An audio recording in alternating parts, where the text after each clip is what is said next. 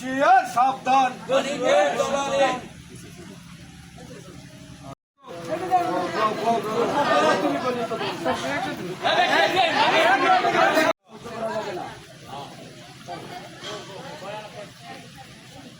পরস্পরের অত্যাচার মানিকের কালো হাত ভেঙে দাও, ঘুরিয়ে দাও।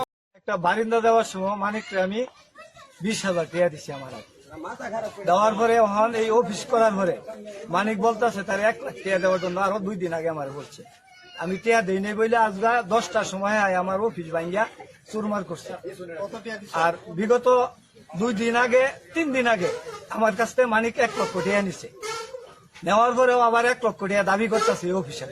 আমি বলছি অফিসের টাকা আমি দিব না, 1 লাখ দিছি আমি আর টাকা দিব না। তারপরে বিয়ে